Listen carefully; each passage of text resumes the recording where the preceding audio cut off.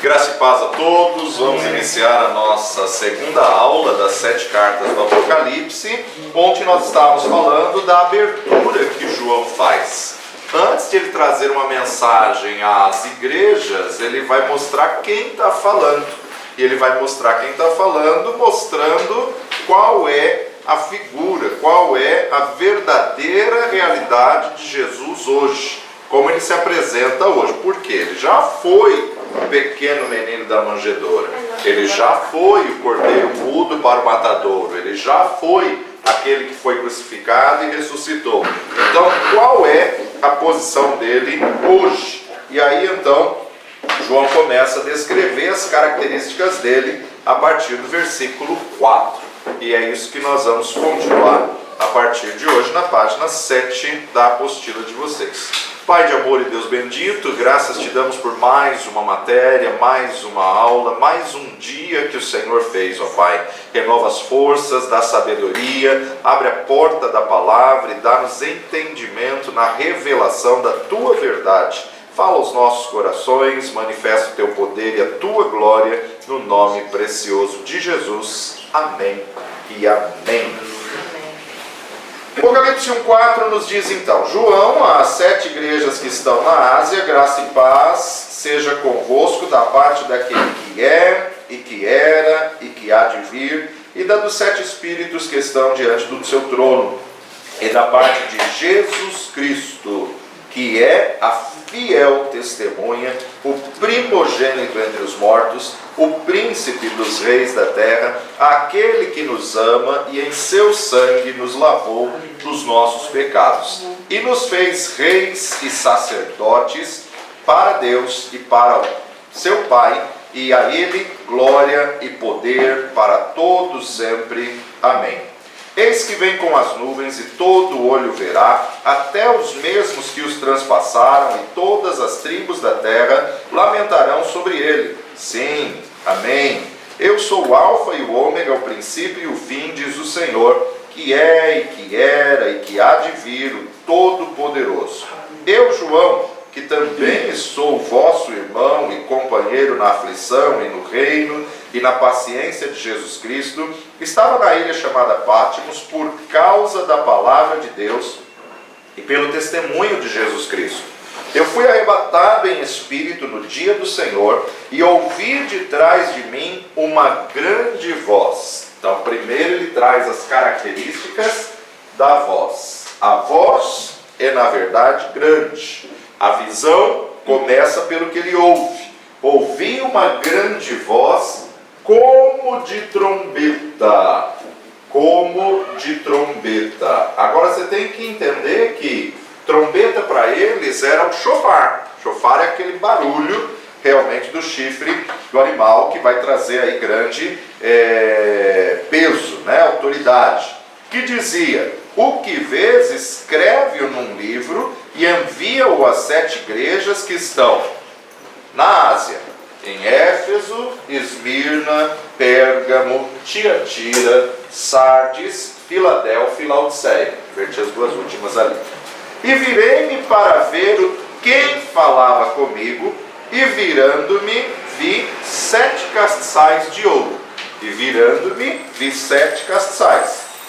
E no meio dos 7 castiçais, um semelhante ao Filho do Homem, vestido até os pés com uma veste comprida e cingido pelo peito com cinto de ouro. Isso representa o sacerdote.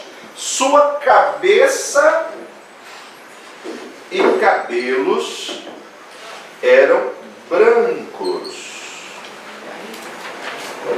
Sua cabeça e cabelo eram brancos, como lã branca, como a neve. Seus olhos como chama de fogo. Chama de fogo. Seus pés como latão reluzente. Pés, latão reluzente. Como se tivesse sido refinado numa fornalha, e a sua voz como a voz de muitas águas. Voz como de trombeta, e agora de muitas águas. Não sei quantos de vocês já foram nas cataratas. ou do Niágara, ou de Foz, o barulho das águas sobrepõe qualquer barulho, né? O barulho das águas é maravilhoso. E ele tinha na sua destra 7 estrelas, e na sua boca saía uma aguda espada de 2 fios, e o seu rosto era como o sol. A boca sai espada de 2 fios,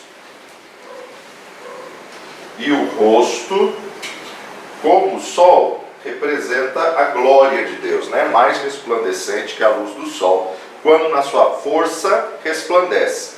Quando eu vi, caí sobre os seus pés como morto, e ele pôs sobre mim sua destra, dizendo: não temas, eu sou o primeiro e o último. Então, na verdade, a gente observa aqui a descrição que João está tendo da revelação. Ele mostra a posição de Cristo no meio dos 7 castiçais, e ele declara-o como cabeça e poder central ao voltar-se para vós. Virei-me e ouvi a voz que falava comigo.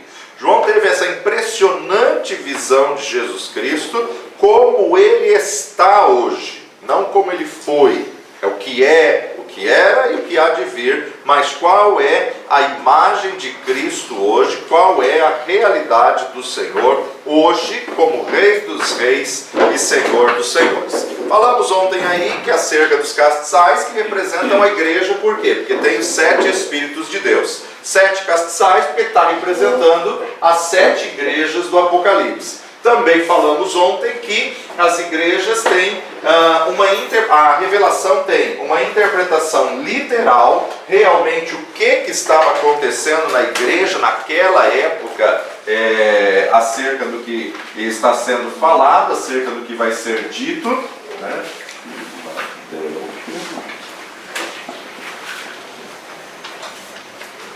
Como também no decorrer da história da igreja. Aqui a gente pode colocar Pentecostes, quando a igreja foi inaugurada. Aí, na verdade, começa como igreja de Éfeso, né? A igreja, vamos ver por que a igreja de Pentecostes, ela era a igreja primitiva, foi considerada como igreja de Éfeso. Os castiçais de ouro, então, o ouro era o mais caro, né? Ouro maciço, ouro batido, ouro depurado no fogo. Essa tem que ser a característica da igreja.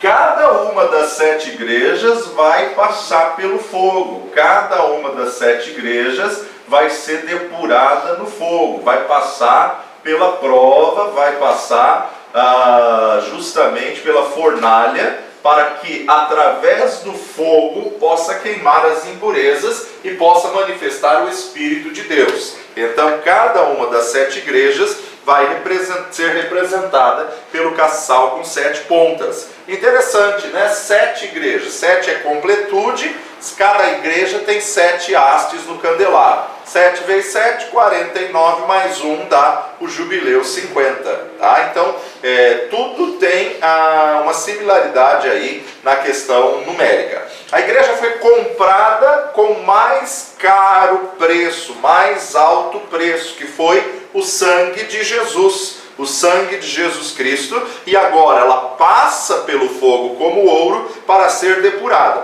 Por isso que Deus, a cada dia, nos proporciona pressões, provas, fogo, né? E Jesus está no meio da igreja, assim como ele está no meio de tudo. Quando ele permite Sadraque, Mesaque e Abednego ser lançado na fornalha, ele já está lá, ele é o 4º homem da fornalha. Tudo tem que passar por ele. Então Jesus está andando no meio das igrejas e ele está examinando a igreja, ele está sondando a igreja para disciplinar, para corrigir, para fazer uma promessa às igrejas. Por isso então que Jesus diz: eu conheço as suas obras. Ele conhece, ele sabe os nossos feitos, os nossos pecados ocultos, mas ele também conhece as nossas tribulações. Então, a importância de nós entendermos que aquilo que o cônjuge não sabe,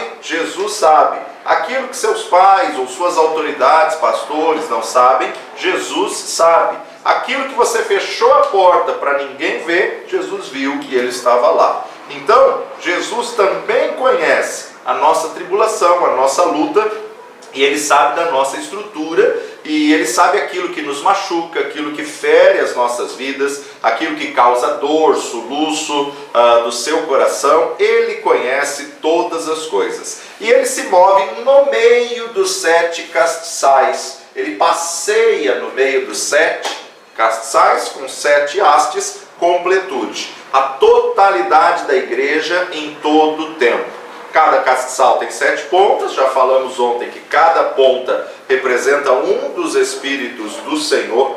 Não que Deus tenha 7 Espíritos, não que o Espírito Santo seja 7. Ele é um Espírito com 7 manifestações, tá? Então a haste central é sempre a única que está sozinha, a primeira a ser acesa, que é o Espírito do Senhor. Então isso você sempre tem que ter em mente. A haste central do candelabro é o Espírito do Senhor. E aí, conforme descrito em Isaías 11, versículo 2, vai apresentar depois espírito de sabedoria e espírito de entendimento. Depois, espírito de conselho e espírito de fortaleza. Depois, espírito de conhecimento e espírito de temor do Senhor, né? Então, você tem aí os 7 Espíritos de Deus. Agora, entendimento, né? Agora você tem sabedoria, entendimento e conhecimento. Sabedoria, entendimento, conhecimento são 3 coisas distintas. Conhecer uma coisa, ter entendimento ou inteligência significa entender como isso funciona, e ter sabedoria é ver a revelação da parte de Deus. Então, nós temos aí os 7 Espíritos do Senhor. Infelizmente, algumas igrejas, algum deles já se apagaram, né? Tem muitas igrejas que não dão mais valor ao conhecimento. Tem muitas pessoas dentro da igreja que a lâmpada do conhecimento se apagou, né?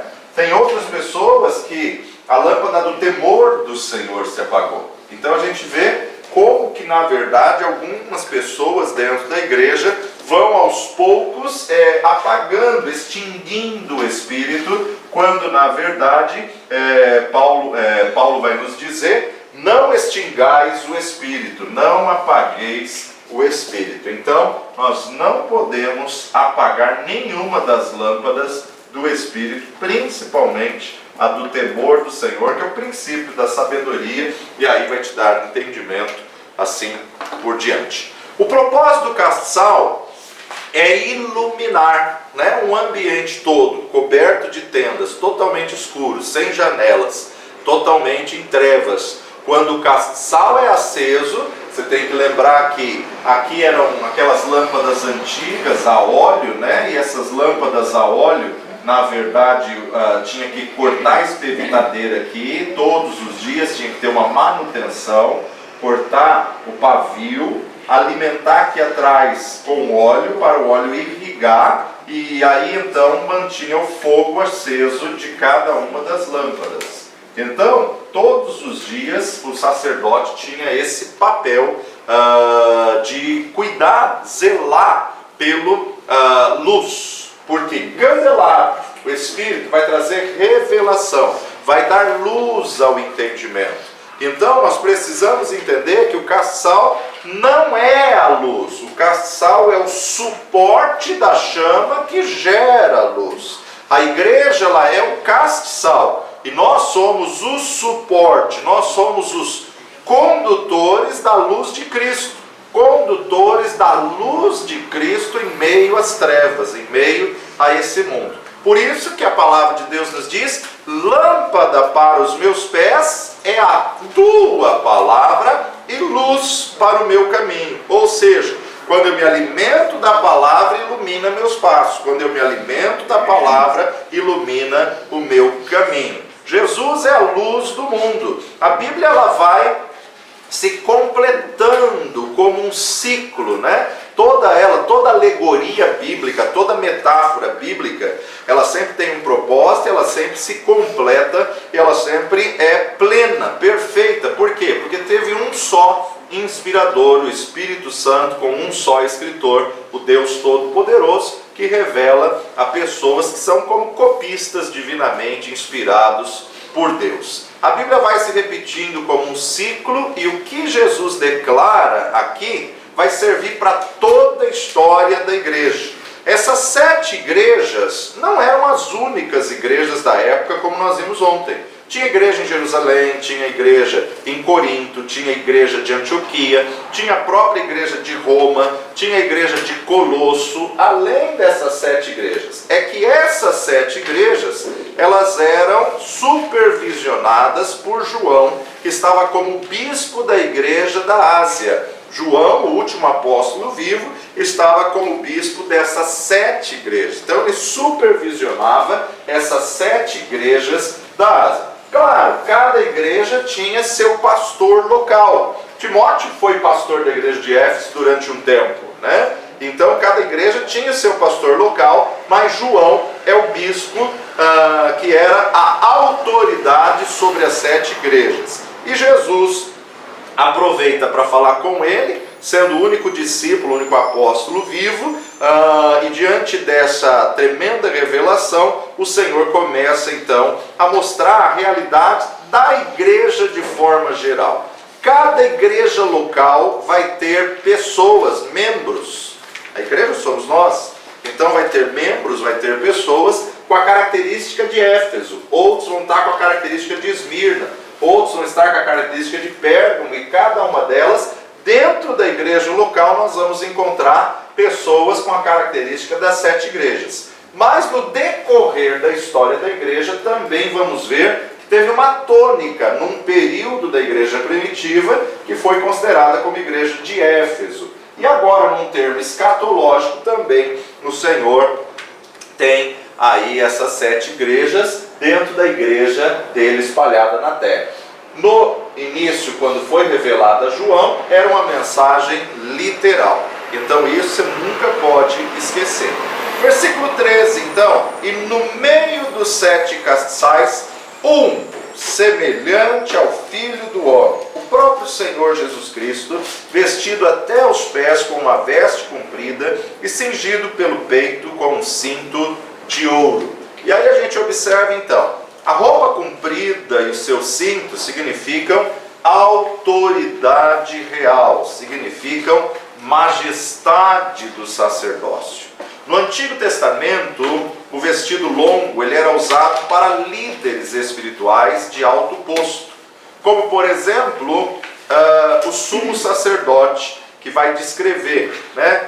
Êxodo capítulo 25, você vai ver aí essa descrição da vestimenta do sumo sacerdote nos versículos 28 e 29. Farás, pois, estes varais de madeira, de cetim, e cobri-lo-ás com ouro, e levar-se-á a eles a mesa. Também farás seus pratos, e as suas colheres, as suas cobertas, as suas tigelas. Não é esse versículo não, vamos achar aí. Vestimenta. Então você vai ver, vai observar, a vestimenta do sacerdote, ela era definida justamente vestes compridas, vestes longas. E essas vestes longas, aqui, vestes sacerdotais, capítulo 28. Capítulo 28, corrija aí, ao invés de 25, é capítulo 28.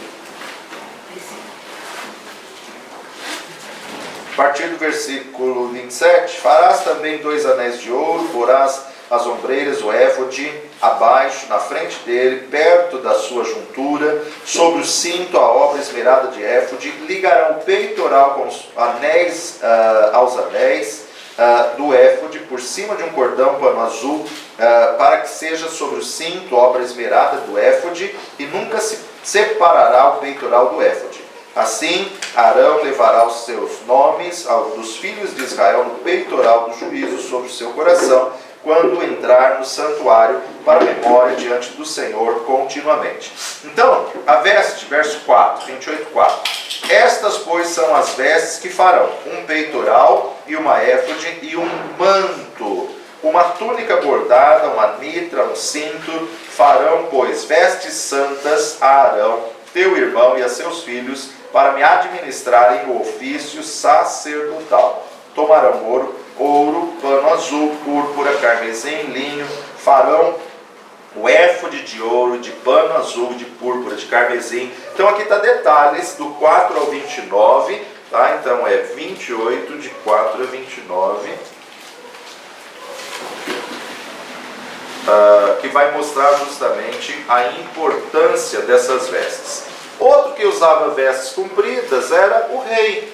O rei também usava vestes compridas. Além do rei, os príncipes usavam vestes compridas e também o juiz usava vestes compridas. Por quê? As vestes compridas eram símbolo de autoridade, símbolo de respeito, de dignidade, né? Então, um majestoso vestido comprido até os pés diferenciava-o como prepostos de Deus. Quer fosse o rei, o juiz, o príncipe, o sacerdote ou o profeta, o vestido era usado por aquele que governa da parte de Deus. Jesus, ele é os ofícios do Antigo Testamento e ele é os ofícios do Novo Testamento.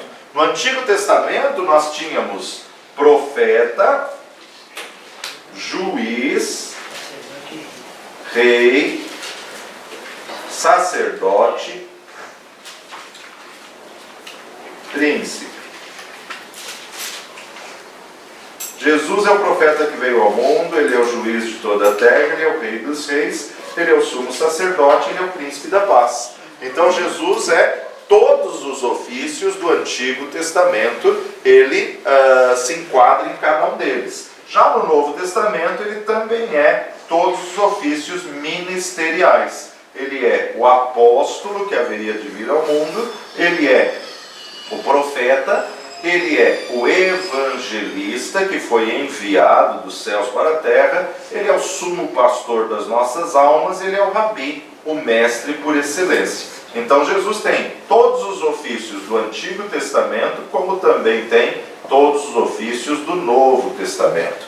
Aí então a gente vê nele a completude. Agora, logo no versículo 14 de Apocalipse 1, João vai apresentar características da sua cabeça e dos seus cabelos. Branco é um símbolo de absoluta pureza, é um símbolo de santidade, é um símbolo de transparência. A brancura como a neve, santidade é o atributo mais proeminente de Cristo, né? E interessante a gente observar, Daniel capítulo 7, verso 9, Daniel é o profeta que mais teve revelação escatológica, que o profeta que mais teve revelação messiânica foi Isaías, tá? Isaías foi o que mais viu Jesus no Antigo Testamento. Agora, no decurso do plano cronológico, quem mais viu foi Daniel. Tanto é que o pastor Davi Rebolo afirma no livro Dimensões do Espírito, dizendo que cada um visitou um ambiente diferente, cada um visitou um ambiente distinto. Daniel 7:9. Estando eu considerando as pontas, eis que entre elas subiu outra ponta pequena, diante da qual 3 pontas primeiros foram arrancadas, e eis que nessa ponta haviam olhos como olhos de homem, e uma boca que falava grandiosamente. Daniel está tendo a visão dos animais simbólicas, e esses animais, na verdade, verso 9, né? E eu continuei olhando até que foram postos uns tronos, e um ancião de dia se assentou, sua veste era branca como a neve, seu cabelo da sua cabeça como a limpa lã, e o seu trono chamas de fogo, e as rodas dele fogo ardente. Então, na verdade, a gente observa o que? O profeta Daniel, ele está tendo a visão já de Cristo glorificado, já de Cristo pós-ressurreição, Cristo ressurreto. Então, na verdade, é uma congruência entre a visão de João com a visão de Daniel. Agora, toda essa característica, um ancião de dias, de vestes brancas como a neve, cabelos da sua cabeça com a pura lã e seus olhos como chama de fogo, aponta justamente um ser eterno cheio de sabedoria, um ser eterno cheio da presença, da glória, né? Por isso que na tradição o juiz usava aquela peruca branca, representando maior autoridade do plenário, aonde a palavra era incontestável. O branco sempre representa pureza e santidade de Cristo. Ele é santo. Jesus é grandioso, infinitamente perfeito, puro. Suas palavras são juízos e decretos santos. Ele é completamente santo. Quando nos comparamos com outros homens, até parecemos muitas vezes melhor do que alguém, superior a alguém. Mas o nosso referencial não tem que ser ninguém humano. O nosso referencial tem que ser Cristo.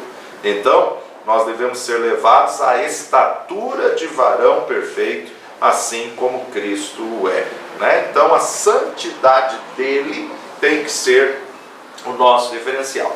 E diante da brancura da sua santidade, expõe toda a sujeira das nossas vidas, expõe todo o pecado, todo o resquício, toda a palha das nossas vidas é exposto. Ele tem que ser o nosso referencial, ele tem que ser o nosso parâmetro, ele tem que ser a nossa régua. E aí então, logo no versículo 14, ele também vai falar: os seus olhos como chamas de fogo. O olho como chama significa um enxergar penetrante, um olhar que penetra, né? Ele enxerga com um olhar que vai na alma, ele vê os lugares mais profundos, secretos, ele vê no íntimo de cada igreja, de cada um de nós. Ainda então, no versículo 14, nos diz: e a sua cabeça era brancos como a lã branca, como a neve, mas os seus olhos como chama de fogo. Aí então, Hebreus capítulo 4, versículo 13, vai nos dizer: e não há criatura alguma encoberta diante dele, antes todas as coisas estão nuas e patentes aos olhos daquele que temos de tratar. Todas as coisas estão transparentes, reveladas, explícitas, ou seja, nada se esconde diante do nosso Senhor Jesus Cristo.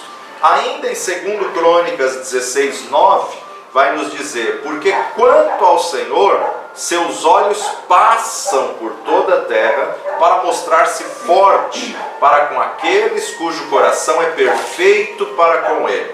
Nisto, pois, procedesses loucamente, porque desde agora haverás guerras contra ti. Salomão ainda registra em Provérbios 15, 3: os olhos do Senhor estão em todo lugar, contemplando os maus e os bons. Então, olhos como chama de fogo, na verdade vai significar compreensão perfeita e a habilidade para discernir pensamentos e intenções.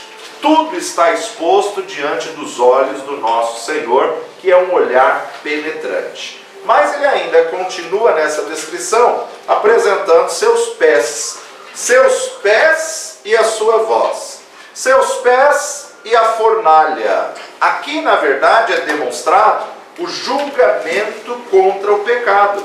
João capítulo 3, versículo 14 e 15, no diálogo de Jesus com Nicodemos, no verso 14 ele está dizendo: e como Moisés levantou a serpente no deserto, assim importa que o Filho do Homem seja levantado, para que todo aquele que nele crê não pereça, mas tenha a vida eterna. Ou seja, juízo, julgamento. Os pés de latão reluzente de Jesus mostram que ele vai estar em pé julgando os nossos pecados. Ele vai estar em pé julgando. Aquele que o confessou como Senhor e Salvador, o seu sacrifício nos purifica. Aquele que não teve Jesus como Senhor e Salvador, então ele julgará com justiça. 1 Coríntios capítulo 3, verso 12 a 15: e se alguém sobre esse fundamento formar um edifício de ouro, prata, pedras preciosas, madeira, feno, palha, e a obra de cada um se manifestará, na verdade, o dia a declarará, porque pelo fogo será descoberta, e o fogo provará qual seja a obra de cada um. Se a obra que alguém edificou nessa parte permanecer, esse tal receberá galardão. Se a obra que alguém se queimar, sofrerá detrimento, mas o tal será salvo, todavia, como pelo fogo. Então, o latão reluzente é o latão que passou pela fornalha. É o latão resistente que superou o fogo e foi, na verdade, purificado. Os pés que passaram pela fornalha. Por isso que no versículo 15, ele declara então, os seus pés semelhantes ao latão reluzente, como se tivessem sido refinados numa fornalha. Mas essa voz, como voz de trombeta ou voz de trovão, também é comparada com a voz de muitas águas. Como a roupa era comprida, os pés não estavam visíveis, mas brilhavam e resplandeciam como latão. O latão simboliza força, resistência e perseverança. O latão simboliza firmeza do juízo divino contra o pecado. Por isso, quando as pessoas afirmam aí, não, no final Deus é amor e vai perdoar todo mundo, não vai. Vai perdoar aquele que se arrependeu, vai perdoar aquele que confessou, vai perdoar aquele que tem como Senhor e Salvador. Mas no final Deus vai livrar todo mundo do inferno? Não vai. Se não aceitou Jesus como Senhor e Salvador, o latão simboliza firmeza do juízo divino, como visto lá no altar de bronze em Êxodo 27, de 1 a 8. A serpente de bronze, que representa o antídoto do veneno que está na própria serpente, né? Então a gente observa aí alguns paralelos muito interessantes. Agora, sua voz e sua boca, seus pés semelhantes a um latão reluzente, como se tivesse sido refinado numa fornalha, mas sua voz como voz de muitas águas. Aqui representa o quê? A sua voz clara, distinta, sua voz autoritária, né? Então, veja lá, vamos para o Salmo 29, que o salmista vai tentar descrever a voz do Senhor, né? Ele começa o salmo dizendo: dai ao Senhor, ó Filho dos poderosos, dai ao Senhor glória e força, dai ao Senhor a glória devida ao seu nome, adorai o Senhor na beleza da sua santidade. 29:3. A voz do Senhor ouve-se sobre as águas. O Deus da glória troveja. O Senhor troveja sobre as muitas águas. A voz do Senhor é poderosa. A voz do Senhor é cheia de majestade.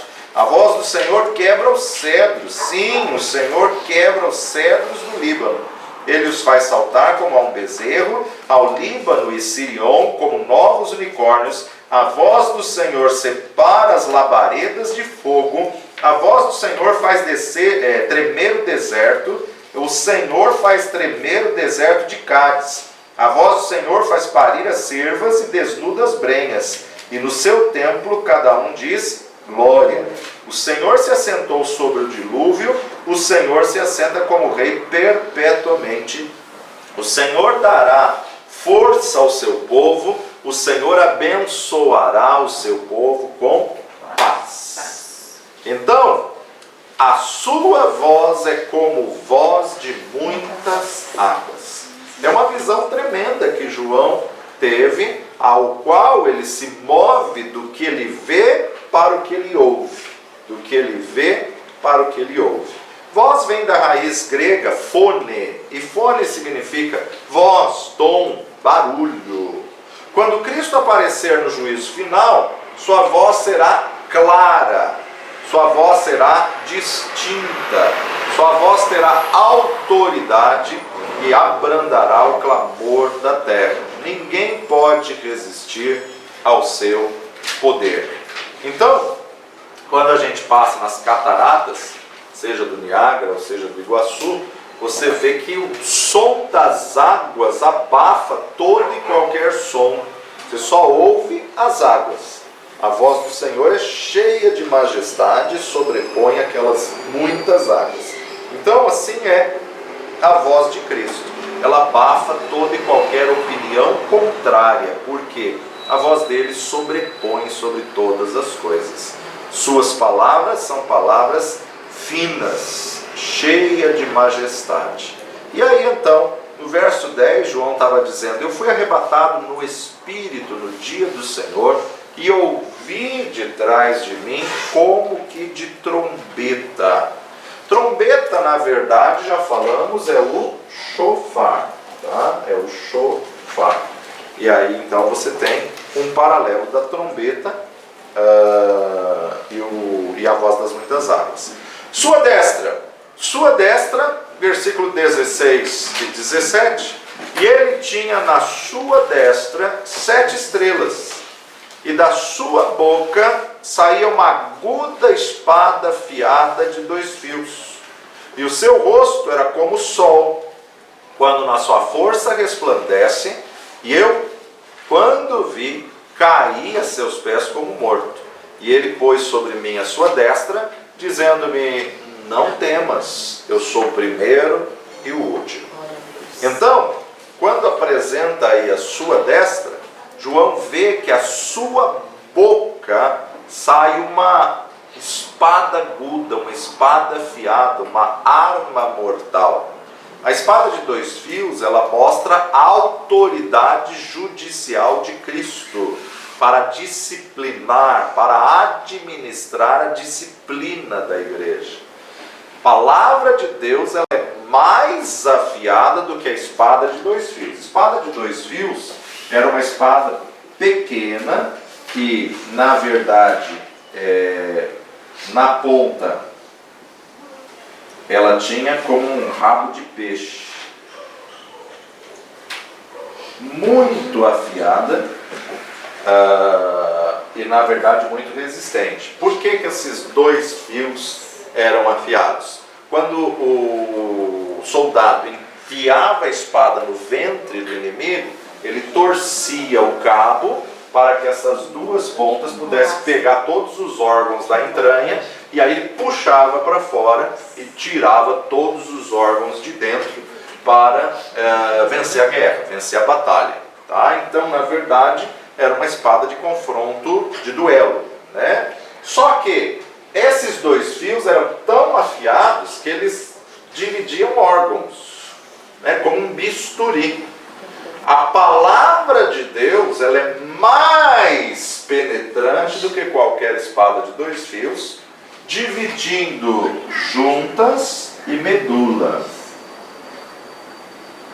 pensamentos e intenções. Então imagina uma palavra que consegue distinguir: não, isso é um pensamento, não, isso é uma intenção. A palavra de Deus, ela é poderosa. Isso denota posição de autoridade final, posição de autoridade divina e suprema, e também tem o poder e a proteção. Então, na mão direita, a destra de Deus, está Jesus, e à direita de Jesus está as 7 estrelas, destra e direita, né? Então, Deus está no trono, à direita de Deus está Jesus, e à direita de Jesus está as 7 estrelas. Seu rosto era como o sol, sua face, refulgindo como o sol, é a clara demonstração da soberania, da santidade e da glória manifesta. A palavra glória, ela representa justamente todos os atributos de Deus. Ela significa algo brilhante, resplandecente, né? Mais que a luz do sol. Na nossa linguagem, é como se fosse um choque de alta voltagem. Você pega 2 cabos de 15.000 volts, põe em curto, dá aquela explosão, aquele clarão. Aquilo é a glória. Tá? E quando Moisés desce do monte, ele desce com o rosto resplandecente que as pessoas não conseguiam vê-lo, ele teve que colocar um véu.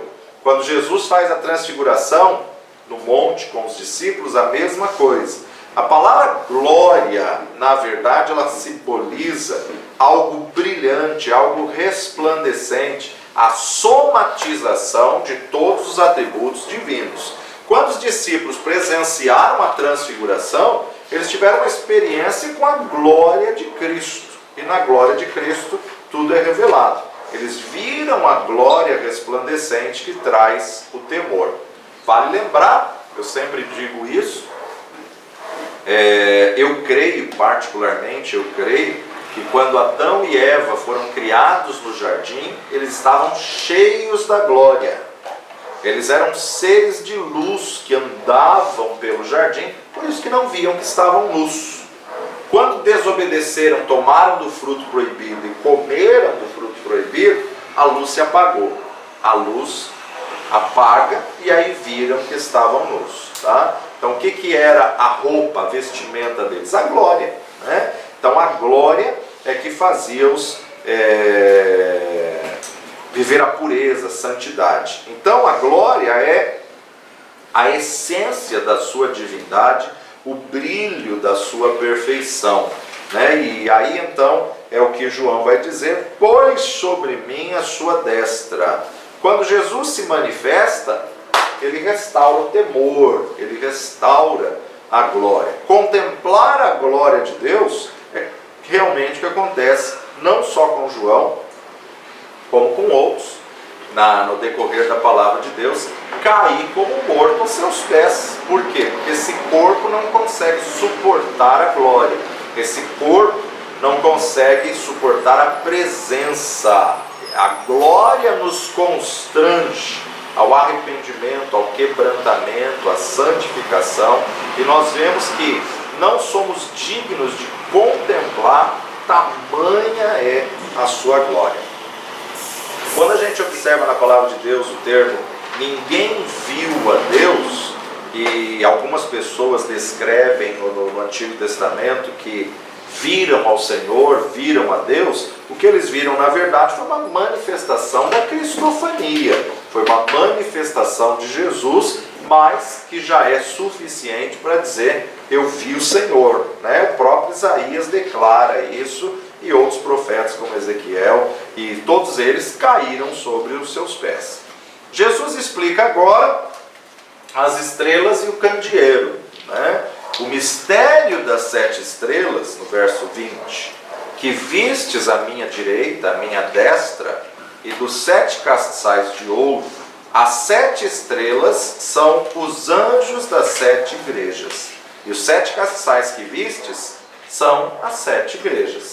Então, 7 estrelas e 7 castiçais, ou seja, além de ter aí a igreja, né, ele vê também as estrelas. O que as estrelas representam? Os anjos. Tá? Já falamos aí. Há 2 interpretações acerca desse anjo. Ou seja, a palavra no original é angelos, porque é grego, angelos. Angelos, na verdade, significa mensageiro. Tanto pode representar o pastor local da igreja, como também pode representar um principado divino que protege aquela igreja. Um anjo da parte do Senhor, assim como em batalha espiritual a gente aprende que existe um principado maligno em cada ponto que Satanás estabelece, Deus também tem seus anjos para guardar a sua igreja. Então tem os 7 candeeiros, que são as 7 igrejas, e tem os anjos, que pode ter essa dupla conotação: divino, principado, guardião da igreja, porque se não for o Senhor que estivesse ao nosso lado, o inimigo teria nos engolido vivos. Né?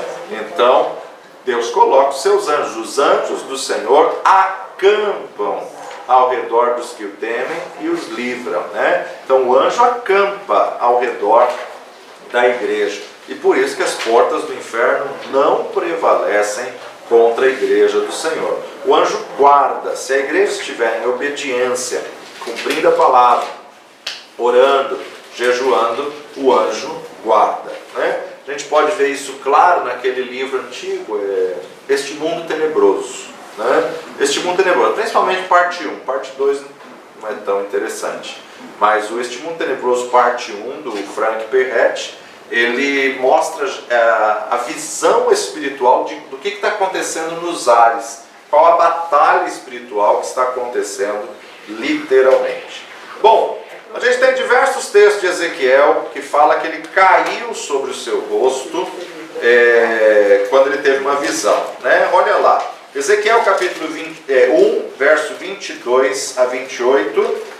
E sobre a cabeça dos animais havia uma semelhança de firmamentos, como um aspecto de cristal terrível, estendido por cima sobre a sua cabeça. Debaixo do firmamento estavam as suas asas direitas, uma à direita, uma em direção à outra. Cada um tinha duas e lhe cobriam o corpo de uma banda, e cada um tinha outras duas que lhe cobriam da outra banda.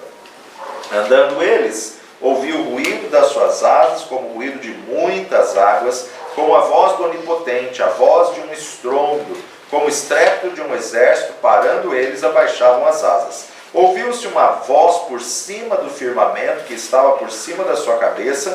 Parando eles, abaixavam-se as asas. E por cima do firmamento que estava por cima da sua cabeça, havia uma semelhança do trono como de uma safira, e como a semelhança do trono havia como que a semelhança de um homem no alto sobre ele.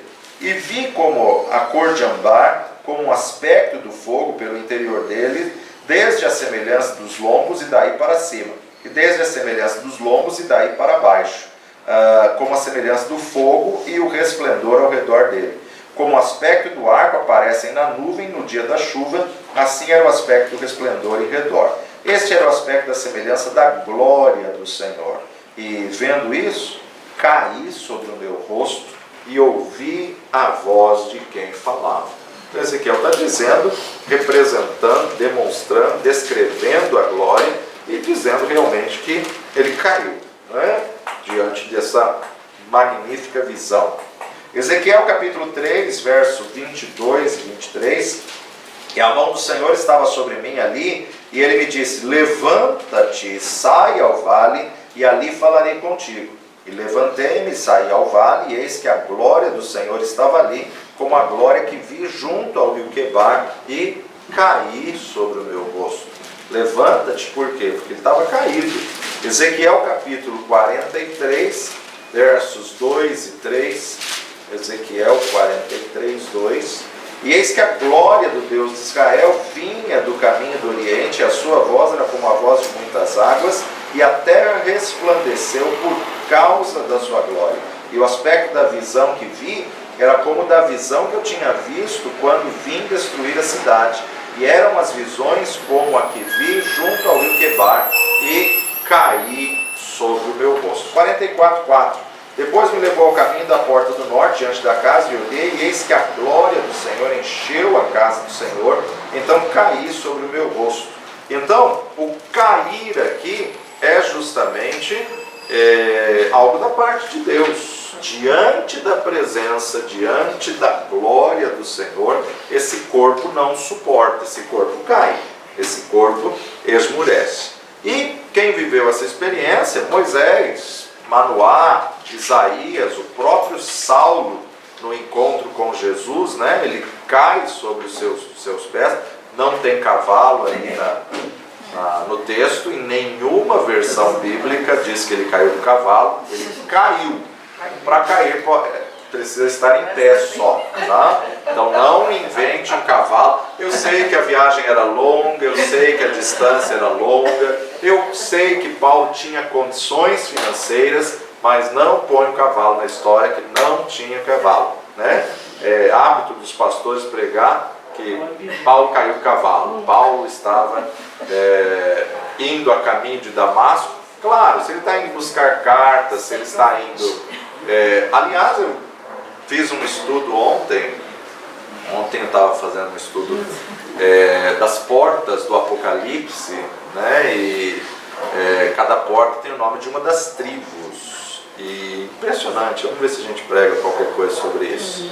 São 12 portas, que serão as 12 tribos, e essas 12 tribos, a bênção que Jacó faz para Issacar é: tu serás como um jumento. Hoje o jumento ele tem a conotação de zombaria. Hoje o jumento ele tem a conotação de vergonha, de humilhação e tudo mais. Só que quando você volta para o contexto do Antigo Testamento, o jumento era mais honroso do que o cavalo. Porque o jumento é mais resistente, o jumento é mais inteligente. Olha aí, chamou o cara de inteligente. Impressionante você fazer o estudo do jumento e ver a inteligência do jumento. Ele é muito mais inteligente do que o cavalo. Tanto é que ele até falou com Balaão, né? Então, a gente tem aí um paralelo muito bom, um estudo interessante. E vamos lá. Aconteceu então essa experiência com a glória em Moisés, Êxodo capítulo 33, verso 20.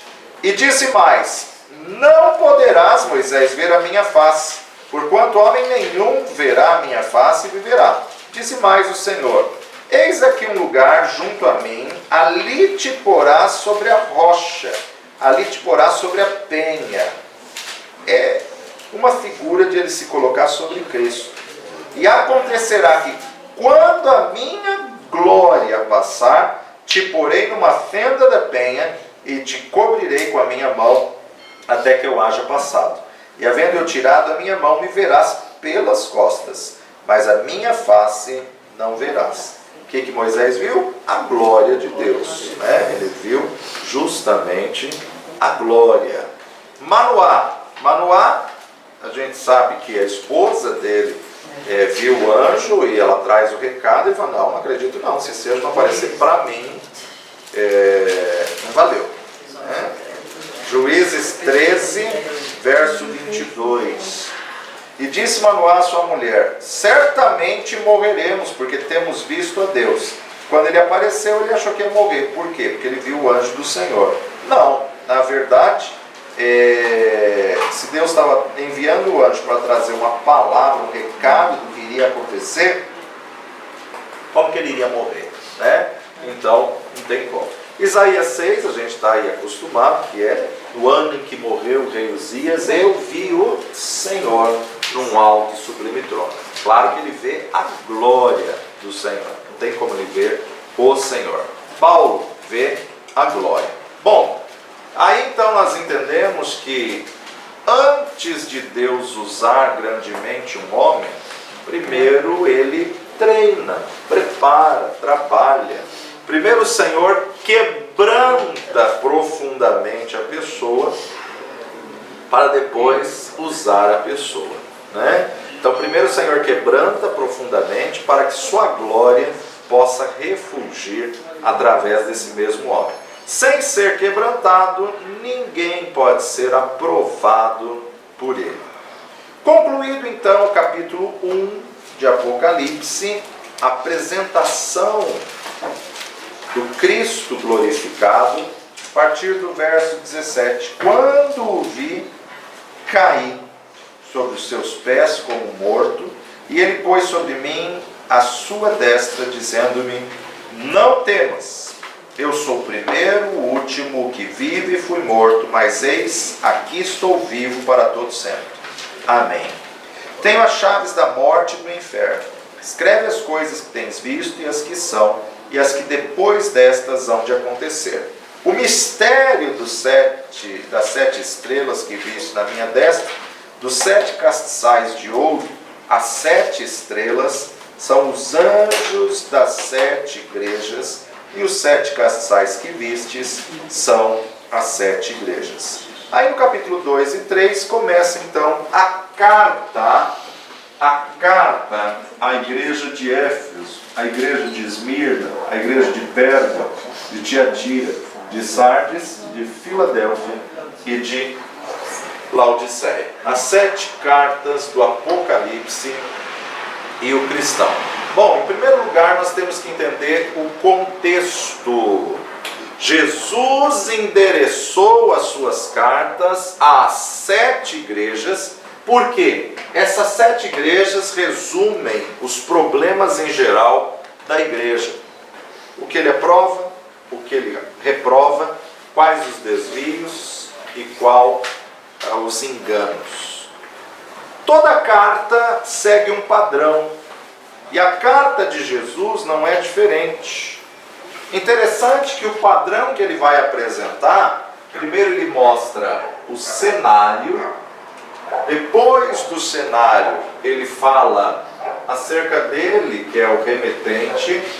Remetente é quem está enviando a carta. Remetente, quem escreve. Destinatário, qual destino.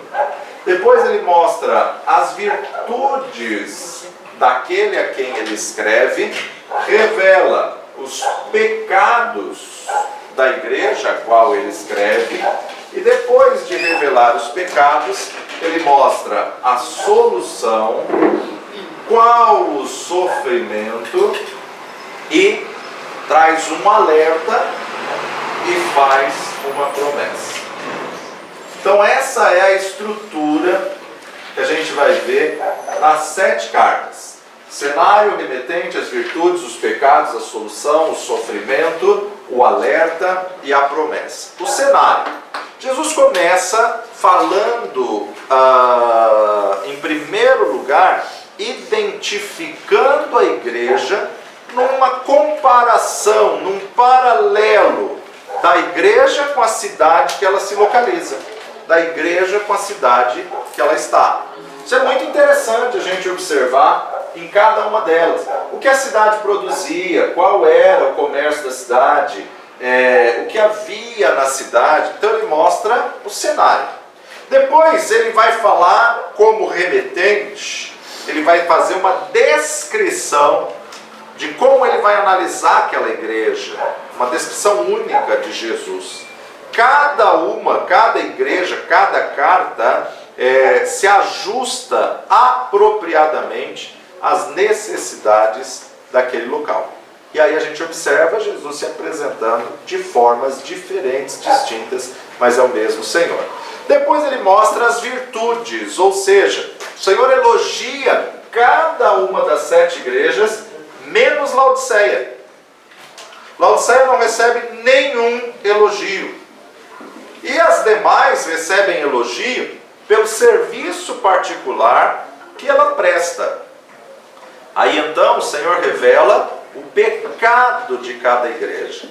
Cada igreja é admoestada, algumas vezes severamente, por causa do seu compromisso com o mundo, das suas alianças com o mundo. Há 2 exceções aqui na questão do pecado, que ele não vai falar especificamente sobre pecado, na igreja de Esmirna e na igreja de Filadélfia, porque são as igrejas mais perseguidas. Quanto mais perseguição, mais o povo do Senhor se santifica, se alinha, se arrepende, se conserta, ora, né? Já viu quando está tudo aparentemente bem, as pessoas fraquejam na oração? É mais fácil a pessoa orar na adversidade, no problema, na doença, na dificuldade, no caos, na escassez, do que ela orar na bonança. Mas aí Jesus apresenta a solução. À sombra de cada repreensão que ele vai fazer em cada carta, ele apresenta a solução. Jesus descreve a solução para restaurar a saúde espiritual da igreja. Então, em cada caso, é a mesma prescrição e chamada ao arrependimento.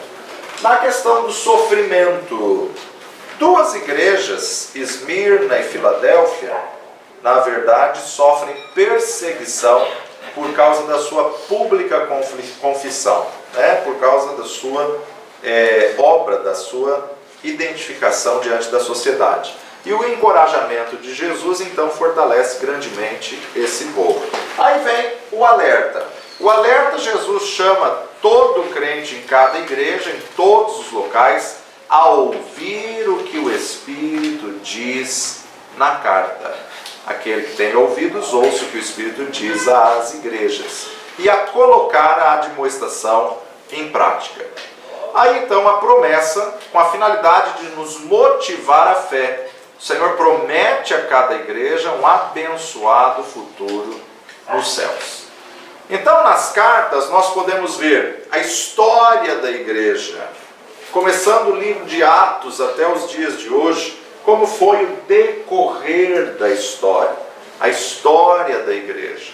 E nesses dois capítulos, capítulo 2 e capítulo 3, estão as orientações e as exortações mais profundas, diretas e penetrantes como espada de dois fios do Novo Testamento, relativas ao ensino para a igreja e para a vida cristã.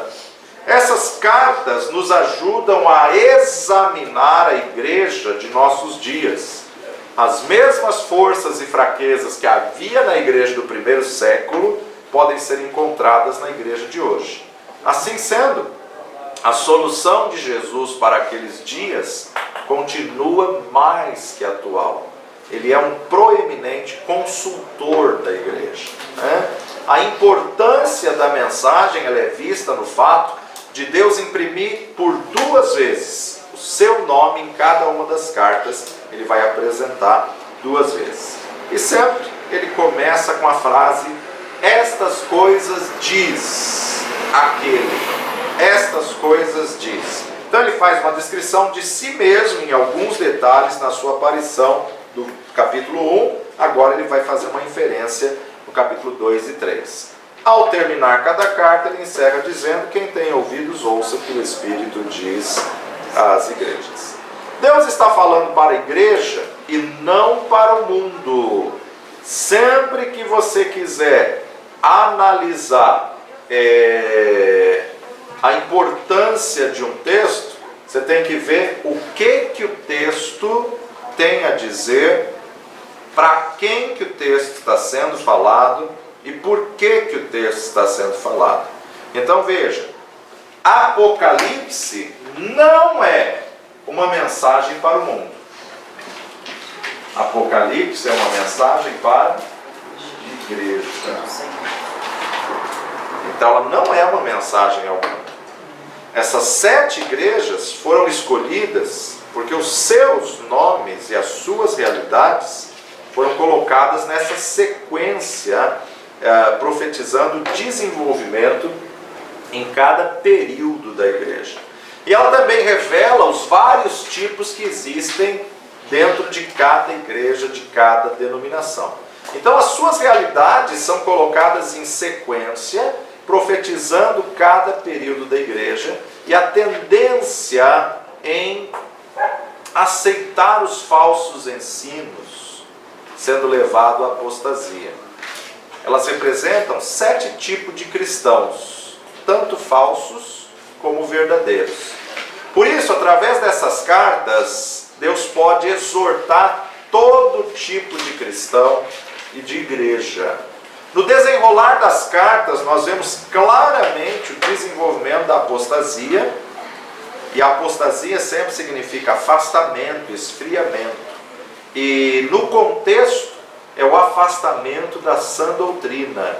A força da apostasia está no desconhecimento da palavra. As 7 cartas, elas sugerem que a tendência das igrejas ou indivíduos se acomodem no erro e aceitem os falsos ensinos e se adaptem a princípios anticristãos prevalecentes no mundo. Como podem as igrejas, os indivíduos, evitar a decadência espiritual e, consequentemente, o julgamento de Cristo? Então, primeira e mais importante, todas as igrejas ou indivíduos têm que estar dispostos a ouvir o que o Espírito diz às igrejas. O que o Espírito está revelando. Temos que estar sensíveis à voz do Espírito Santo. A palavra de Deus sempre tem que ser o guia da igreja e do indivíduo, porque esta palavra revelada, ela é revelada pelo Espírito Santo. Ela é o padrão segundo o qual devem verificar suas crenças e atividades e renovar a sua vida espiritual. A frieza espiritual, ela poderá ser extinguida em qualquer igreja ou indivíduo quando houver arrependimento sincero de pecado, quando houver um retorno decidido ao primeiro amor, à verdade, à pureza e ao poder da revelação bíblica em Cristo Jesus. O Senhor promete a cada igreja um abençoado futuro nos céus. Por isso que a gente pode até fazer um paralelo, ou seja, na velha igreja de Éfeso, Jesus removerá o pastor com a sua influência e o poder espiritual. Na insensível igreja de Pérgamo, Jesus virá para discipliná-la severamente. Na comprometida igreja de Tiatira, ele enviará males físicos, tribulações e até mesmo morte.